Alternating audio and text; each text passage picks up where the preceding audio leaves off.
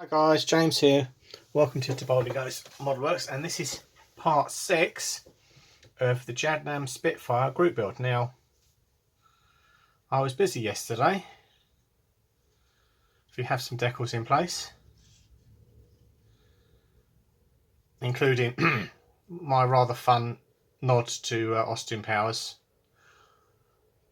on the identification. So I used most of the Airfix decals.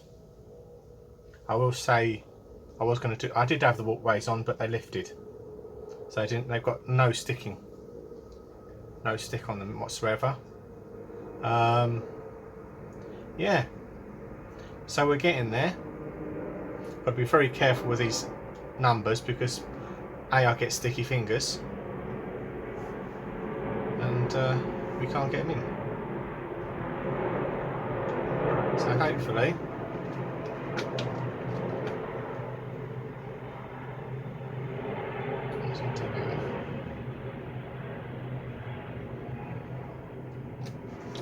get the aerial on there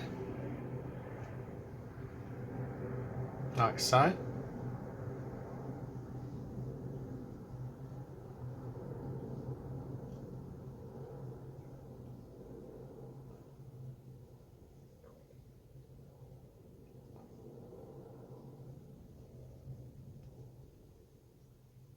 It's very good using Mark 1 eyeball, but when your Mark 1 eyeball ain't working properly, it's a pain in the bottom.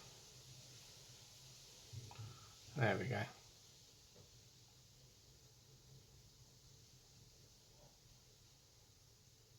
I'll just let that rest. And then we've got our little rear view mirror. Now brought my Tamiya marker down.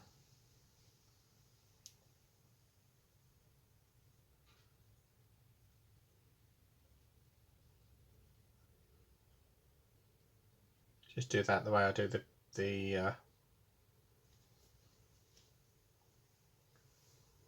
that dry, and I'll let that dry. And when you next see her, she should hopefully be clear coated. So I will see you in a little while.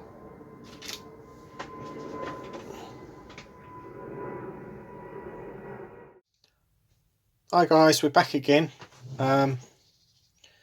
with part 5 of the Jadlam Spitfire group build. Now, obviously, she's got a lovely coat of satin varnish on her now.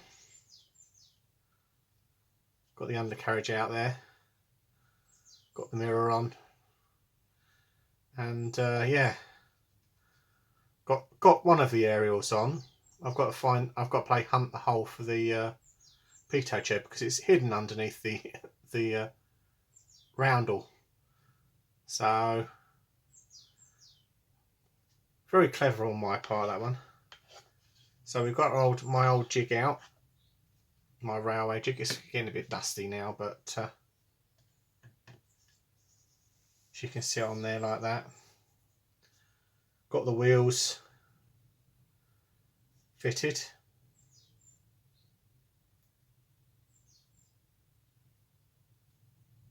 Got the spinners in there. Got the nice dark blue on there.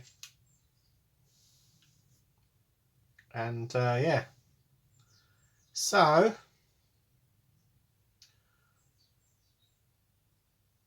we're nearly there on this one. It'll probably be, I think, probably tomorrow by the time I get it weathered and everything. But yeah, so that'll be a few seconds for you. Probably it'll be a day for me. So I'll see you in a bit.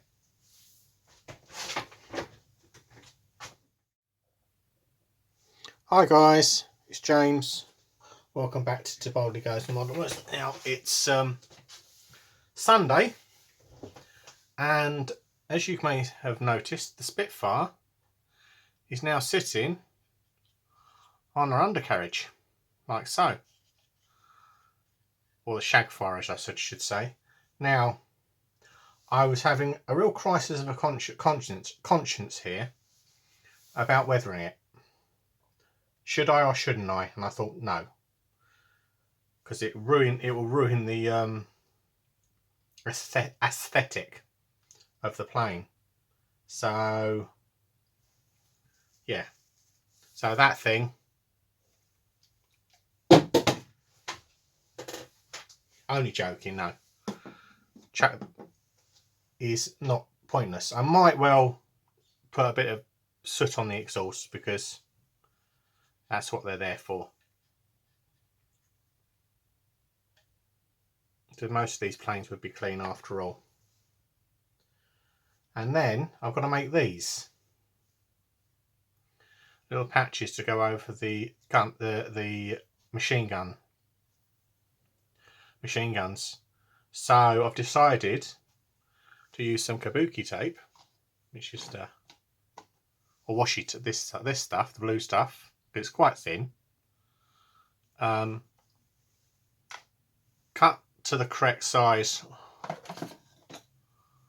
on said Infinity cutting mat, taped on there, sprayed up, and then stuck back on there, because that's the thing, the sticks quite well. So we shall get the my faithful weathering powders, and we shall get the one called the oil stain here, which noticeably is the one that's right, which is used, well used.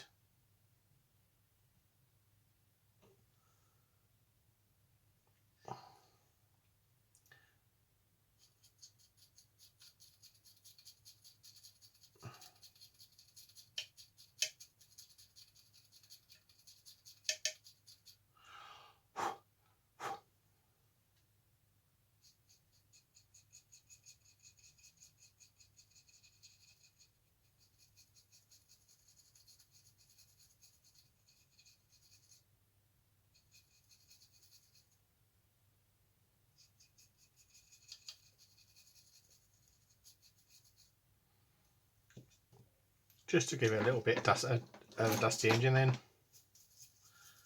we can wipe it all off. So there we go.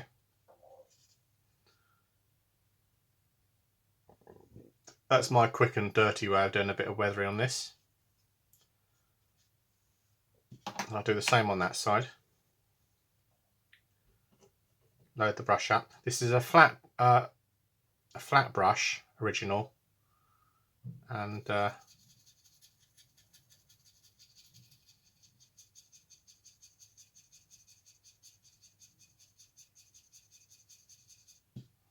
yes, you can see Dougal. I just want to give it a slightest bit of discoloration here.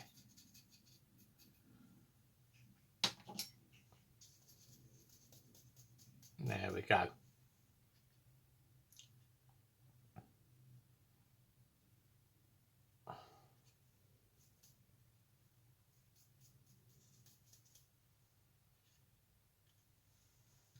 That's it. That's the weathering done. Very quick, that stuff. I do thoroughly recommend these powders, because I brought them about 15 years ago now, so, and they've lasted a long time. So we shall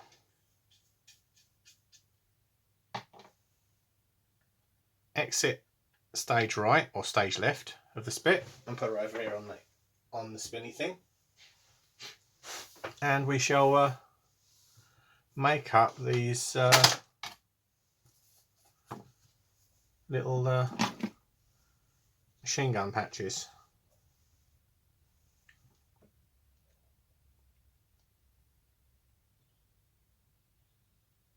They only have to be rough.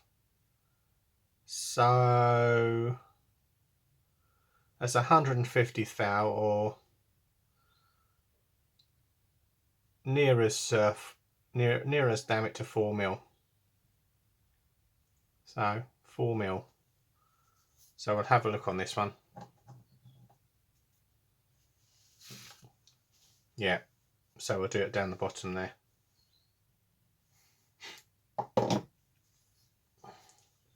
And of course, after tidying up my workbench, I can't find my bloody your knife. There she is.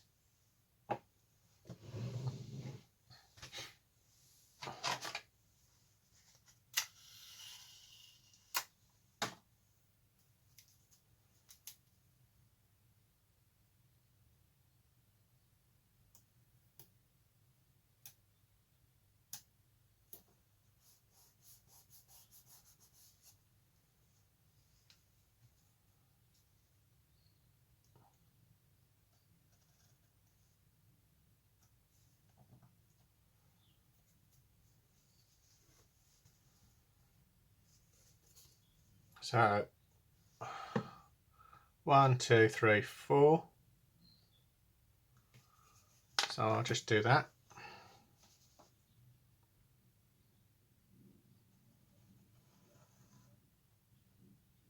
Like so.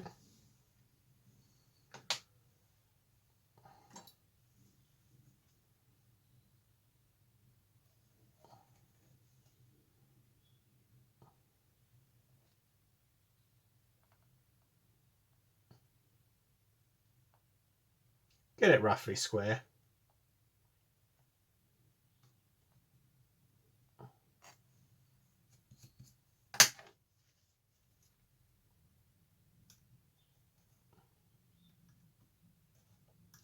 Like so.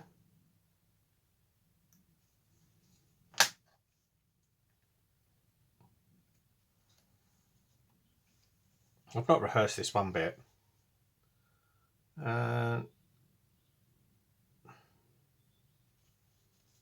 Stick it on there, so that's one piece. And boom.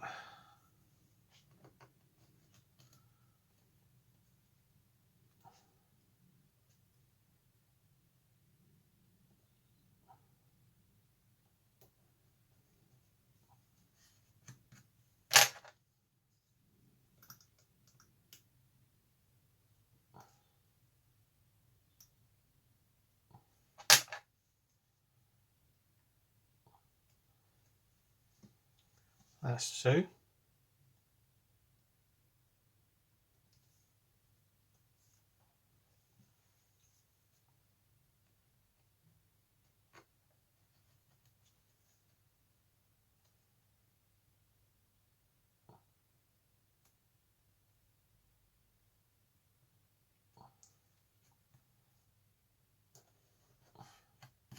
I will just say this, I have found, after I spoke to Moz about the clear coat issue, and we're both scratching our heads, and I hit upon the idea of thinning it slightly with Mr. Leveling thinners, Mr. Hobby Leveling thinners, and that appeared to work. So when I put the satin coat on, because I'd used some of it to do the Messerschmitt 109, yeah, I thinned it and it went down beautifully. Just retarded it enough so it stayed wet when you were putting it down.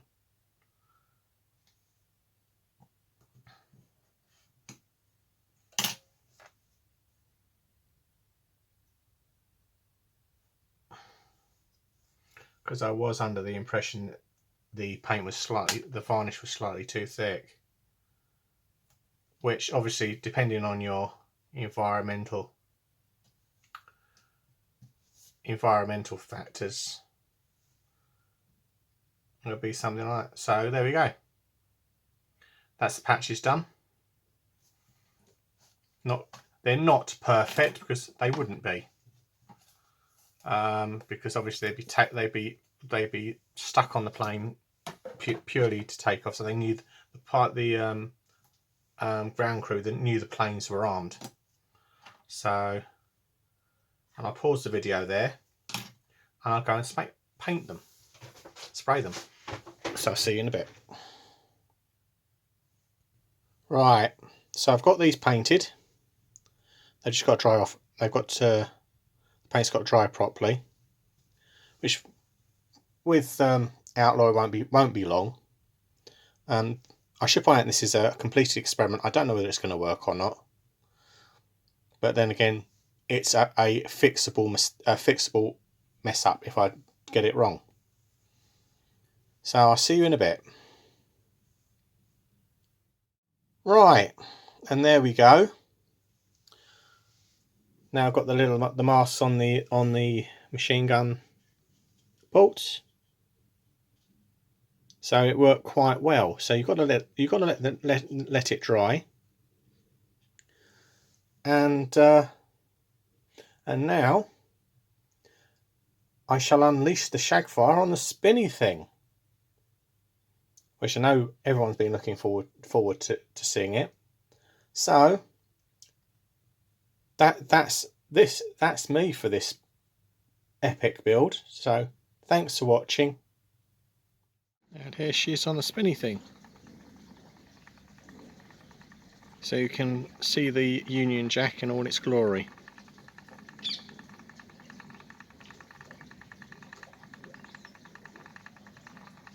I'm really pleased at how the little masks came out for the machine guns. They've really worked a treat. So I'd really like to thank Jadlam Racing for supplying the Spitfire. Thanks very much. Yeah, I'm really happy with it. A few niggles with the canopy, obviously, but I went over that in one of the parts. So thanks for watching. Don't forget to like and subscribe, and bye for now.